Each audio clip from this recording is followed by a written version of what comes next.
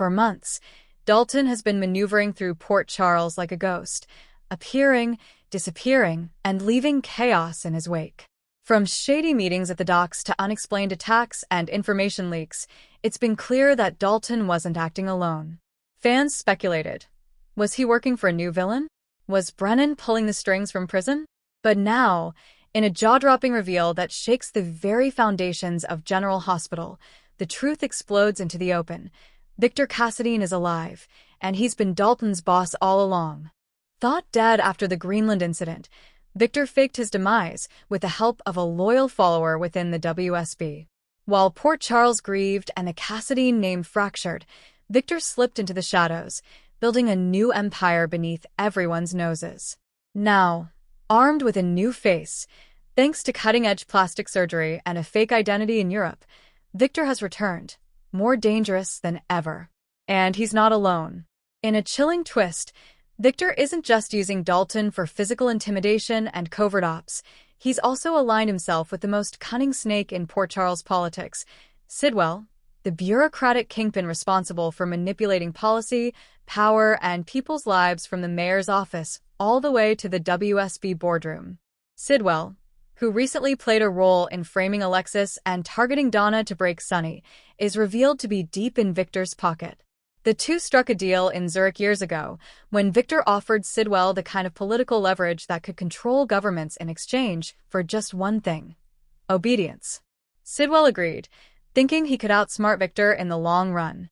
But as the dirty deeds piled up, blackmailing politicians, sabotaging the Metro Court, and aiding in the kidnapping of WSB agents, it became clear Victor never intended to be equals. Sidwell was a pawn. A well-paid, well-connected pawn. And now the house of cards is teetering. With suspicion growing and chaos engulfing the town, Jason Morgan, Anna Devane, and Carly Spencer unite in an unlikely alliance to uncover the truth behind Dalton's recent attacks on Britt and Morgan. Anna, still recovering emotionally from her last battle with the Cassadines, begins digging into WSB archives and uncovers encrypted transmissions sent to an inactive agent registered under a defunct codename, V. Constantine. Jason finds a pattern in Dalton's movements, hidden messages in the dock's shipping logs, invisible ink instructions in a journal stolen from a safe house.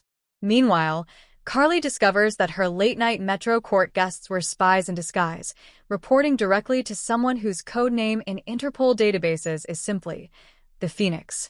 All signs point to Victor. But the truth doesn't just come in whispers and old files. It's confirmed when a familiar voice sends a live transmission to Anna's secure laptop. "Did you really think I would let Port Charles live in peace, Anna? I warned you, I always return." Victor's message ends with a countdown. 6 days. Realizing he's been exposed, Sidwell panics. He calls Dalton to eliminate Jason, Anna, and Carly before the truth becomes public. But Dalton hesitates. Victor's orders were to wait. The delay costs Sidwell dearly. Trina Robinson, still fighting to clear her name after being wrongly expelled from PCU due to Sidwell's under-the-table influence, discovers a sealed USB drive among documents smuggled by Curtis Ashford before his coma. On the drive, damning evidence. Bank statements linking Sidwell to offshore Cassadine accounts, a list of political bribes, and even video footage of Sidwell attending a clandestine meeting with Victor in Monaco. Trina brings the evidence to Laura Collins, who wastes no time calling a press conference. "The people of Port Charles deserve the truth," she declares. Sidwell is not only corrupt, he's been aiding a known terrorist. Sidwell is arrested live on TV, but it's not the end of his story. As he's dragged away in handcuffs, he shouts, "You're all fools. Victor owns everything now, you're too late." Victor's next move is surgical and brutal. He targets Sonny Corinthos, not with bullets, but with chaos. Using Dalton and remnants of Brennan's intelligence network, Victor arranges simultaneous attacks. A firebomb explodes at Pozzuolo's, killing 3 innocent employees. Donna's school bus is sabotaged, though thankfully she escapes injury. Bank accounts under the Corinthos coffee front are frozen by an anonymous European audit team. Jason tries to protect Sonny, but the damage is done. Victor's message is clear. "I've already broken the Cassadines. Now I'll break the Corinthos name too. Chapter 6. Britts Memories unlock the secret. Recovering from her mind control ordeal, Britt Westbourne undergoes regression therapy with Kevin Collins, hoping to unlock fragments of her time in captivity. In a breakthrough session, Britt remembers something terrifying, a room lined with monitors, Dalton standing guard, and Victor appearing on one screen, discussing Project Chimera 2. But this time, the target isn't bioterrorism, it's psychological warfare. Victor intends to unleash a wave of manipulated operatives, brainwashed soldiers who look like normal citizens. Dalton was just the prototype. Britt's memory includes names: Sasha, Drew, even Dante. All were targets. Drew Kaine, previously manipulated via Victor's brain implants, begins experiencing nightmares and flashbacks. He realizes he's been unknowingly feeding intel to Dalton through coded messages embedded in WSB debriefs. Guilt-ridden, Drew flips. He approaches Anna and Jason with his own confession and offers to go undercover as Victor's pawn once more, this time to sabotage him from the inside. Against Carly's wishes, Drew vanishes, reappearing 2 days later in Paris under a new alias, Kaine Rallis. Within Victor's inner circle once again, Drew sends a single text from an untraceable phone. Victor is planning something on Spoon Island. It involves Helena's old lab. Countdown is real. 4 days left. All roads now lead to Spoon Island. Anna and Jason assemble a strike team, joined by Dante, Jocelyn, now working deep cover WSB, and Valentine Cassadine, whose personal stake in Victor's destruction runs deep. In the catacombs beneath Windmere, they discover a hidden vault, sealed since Helena's death. Inside, prototype technology for memory manipulation, identity-altering drugs, and a list of new targets coded as Phase Omega. Worst of all, they find a locked briefcase with Victor's name engraved on it.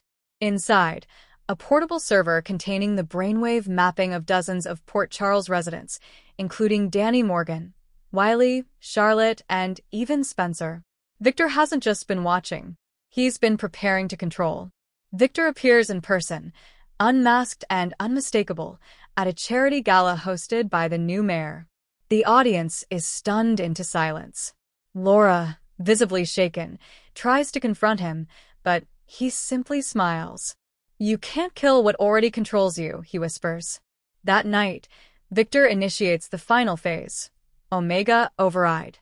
Several citizens in Port Charles begin to act strangely, wandering, mumbling codes, attacking family members without cause. It's clear the brain mapping is being triggered remotely. Jocelyn is forced to knock out Charlotte, who tries to stab Anna during a blackout. Wiley goes missing. Danny collapses in the hospital after speaking in Victor's voice. Victor's message is simple: bow to me, or watch your children fall. Inside Victor's network, Drew makes a bold move. After discovering the master control signal hidden inside a lighthouse north of Spoon Island, he arranges a final act of redemption: destroy the signal, even if it kills him. As Victor begins broadcasting from a hidden substation, Drew triggers the lighthouse's backup generator to overload the circuits. The resulting explosion disables Victor's brain mapping technology, freeing the town from his grasp. But Drew is caught in the blast. For hours, he's presumed dead. Carly finds him 2 days later, burned, barely conscious, but alive. "You did it," she sobs. "You saved us." Victor, enraged, attempts to escape Port Charles via private plane, but Jason intercepts him at the airstrip. The final confrontation is brutal. Blows are exchanged, guns drawn. Dalton appears, torn between loyalty and conscience. In a moment of clarity, Dalton turns the gun on Victor and says, "I was never your weapon. I'm not your project." A single shot ends Victor's reign for now. Port Charles begins to heal. Sidwell is sentenced to federal prison. Dalton vanishes, possibly seeking redemption. Jason and Anna vow to uncover any remaining Cassadine threats. Drew, recovering slowly, is hailed as a hero. Carly reopens the Metro Court with a tribute to the families hurt by Victor's games. And Laura makes one final announcement on the steps of City Hall. Port Charles is not a playground for tyrants. We will rise every time. But deep in an abandoned compound in Istanbul, a man watches news clips of Victor's death. He smiles and mutters, "Phase Omega was just a trial. Now comes Project Hades."